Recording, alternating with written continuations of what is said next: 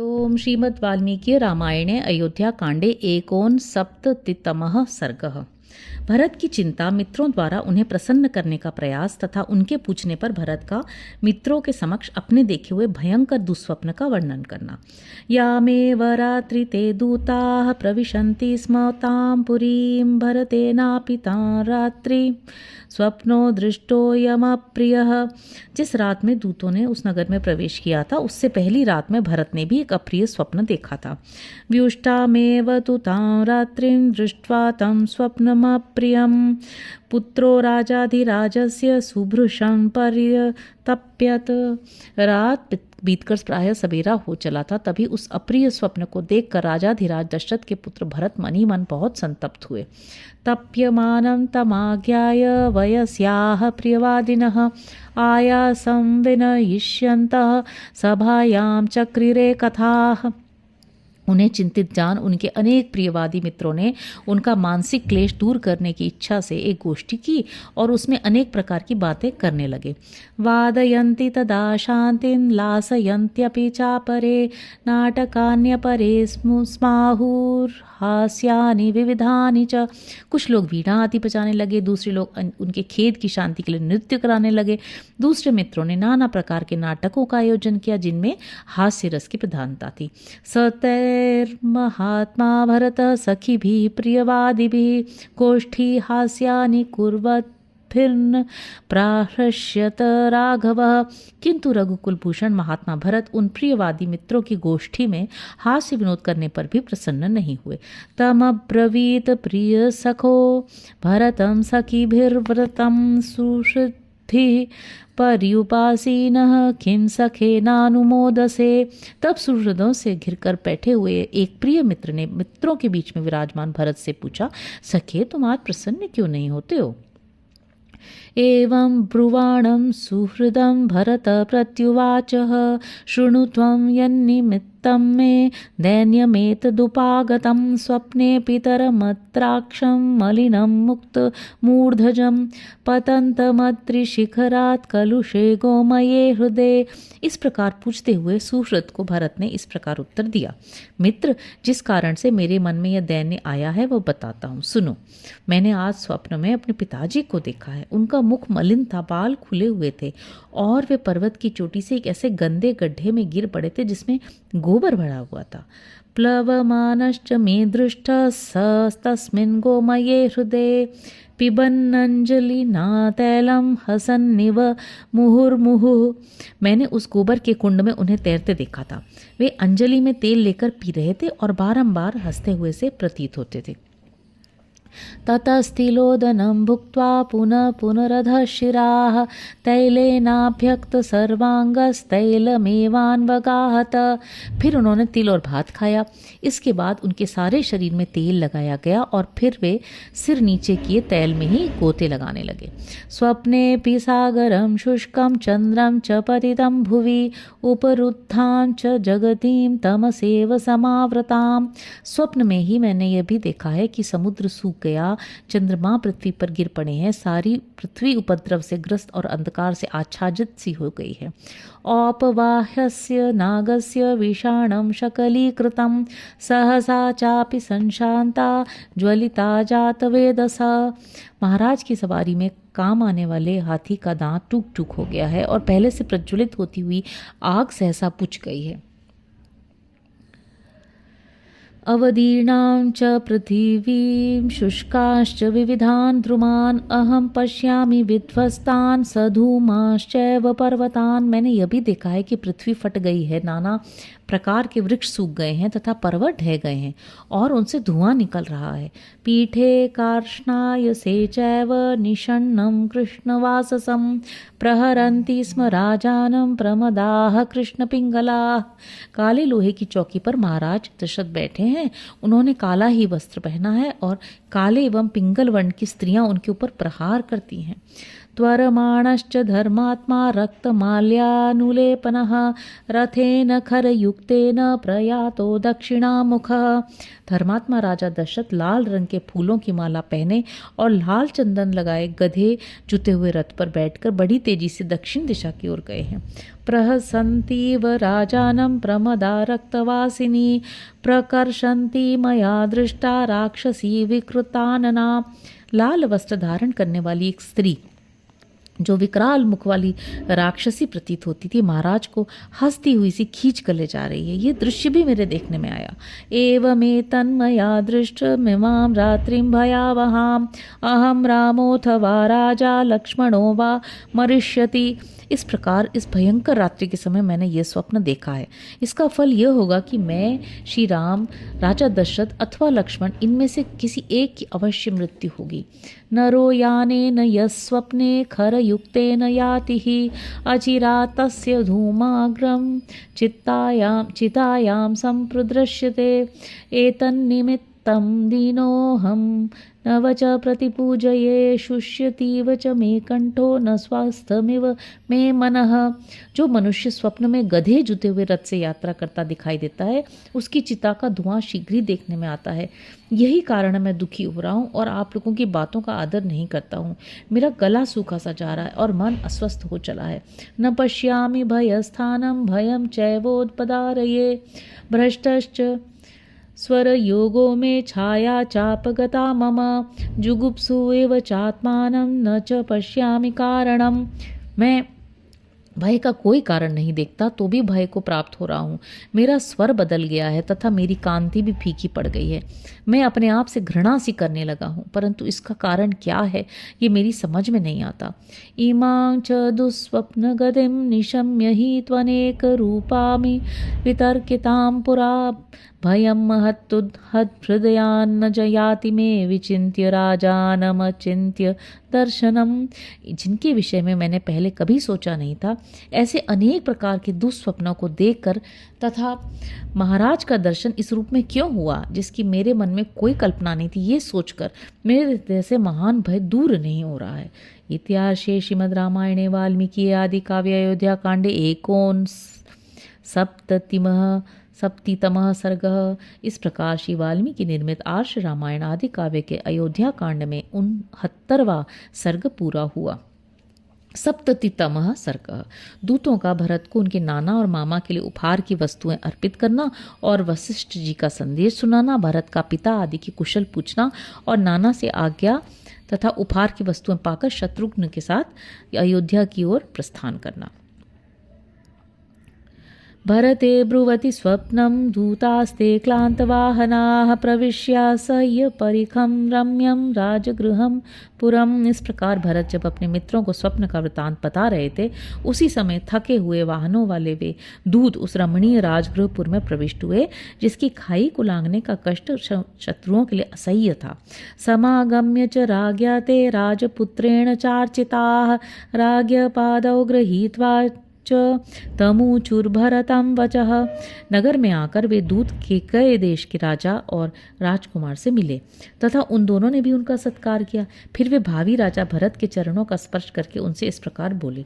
पुरोहितस्त्वं कुशलं प्राह सर्वे च मंत्रिणः त्वर माणश्च निर्याहि कृत्यमात्ययिकं त्वया। कुमार, पुरोहित जी तथा समस्त मंत्रियों ने आपसे कुशल मंगल कहा है। अब आप यहाँ से शीघ्र चलिए, अयोध्या में आपसे अत्यंत आवश्यक कार्य है। इमानि च महार्हाणि वस्त्राणि भरणानि च प्रतिगृह्य विशालाक्ष मातुलस्य च दापय। विशाल नेत्रों वाले राजकुमार, ये बहुमूल्य वस्त्र और आभूषण आप स्वयं भी ग्रहण कीजिए और अपने मामा को भी दीजिए। अत्र विशन्ति कोट्यस्तु नृपतेर्मातुलस्य ते दशकोटयस्तु संपूर्णास्तथैव च नृपात्मज।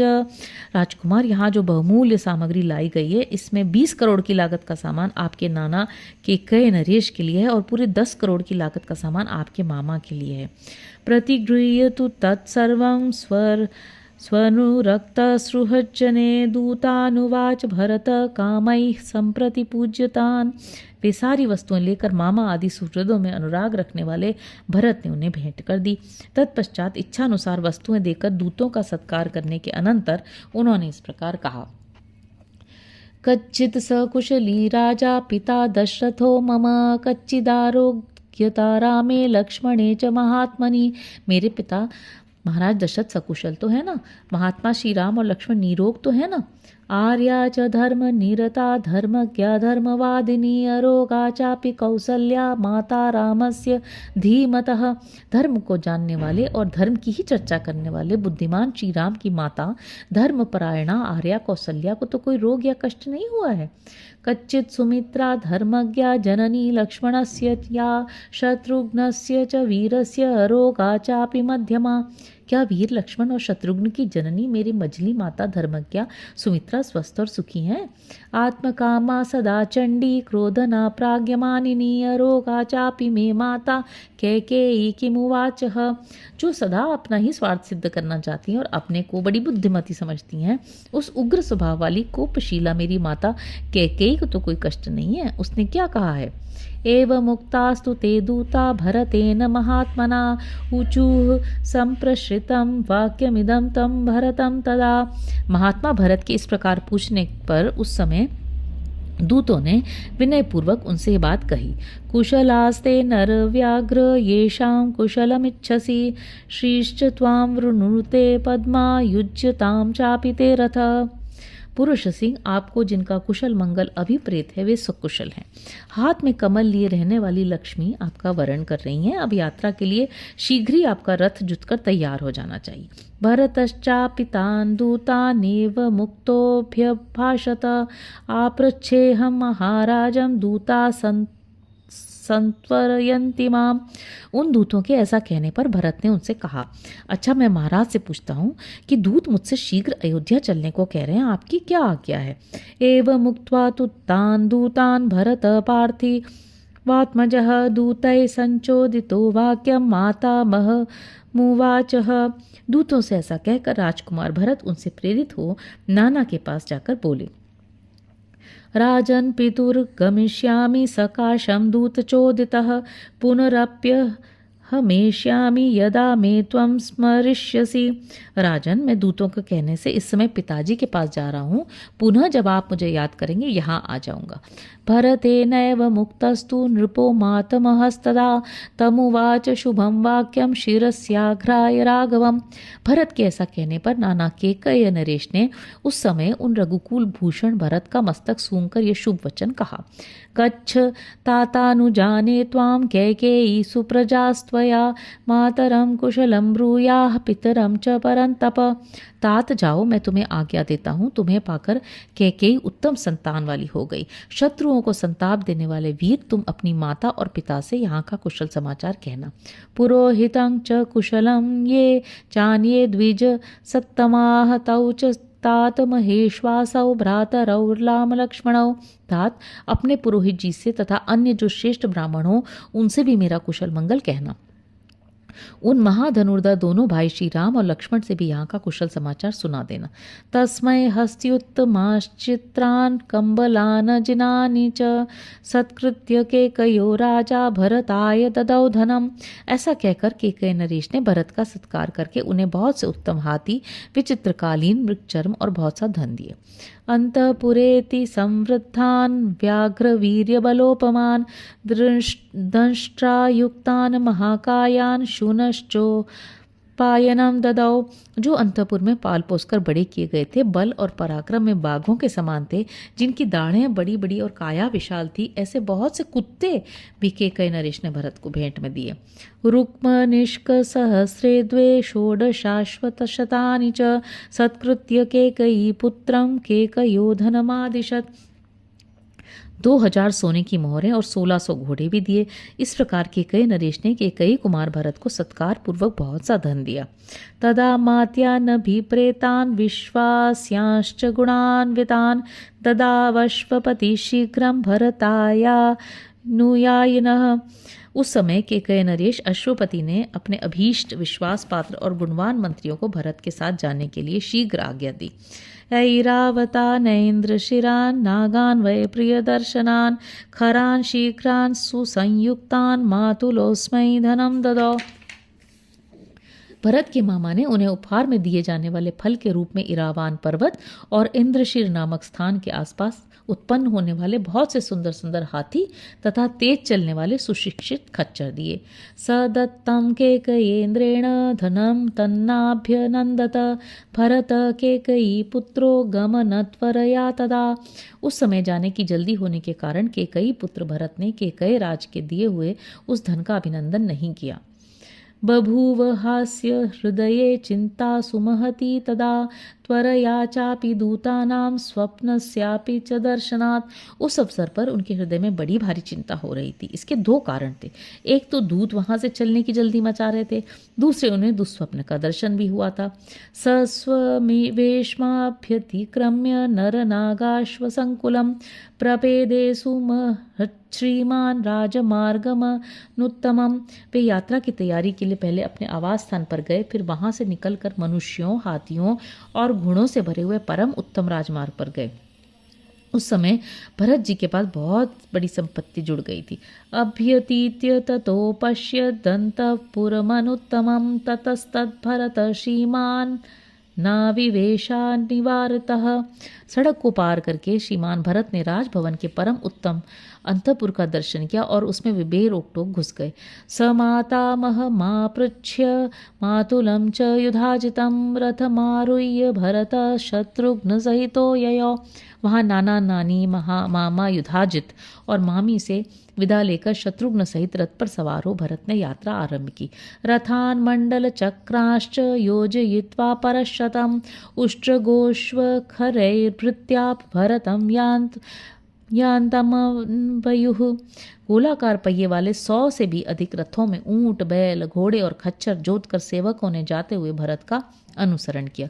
बलीन गुप्तो भरतो महात्मा सहार्य कस्यात्म समैर्मात्ययादाय शत्रुघ्नम पेतशत्रुर्गृहाद् ययो सिद्ध इवेन्द्रलोकात्। शत्रुहीन महामना भरत अपनी और मामा की सेना से सुरक्षित हो शत्रुघ्न को अपने साथ रथ पर लेकर नाना के अपने ही समान माननीय मंत्रियों के साथ मामा के घर से चले, मानो कोई सिद्ध पुरुष इंद्रलोक से किसी अन्य स्थान के लिए प्रस्थित हुआ हो।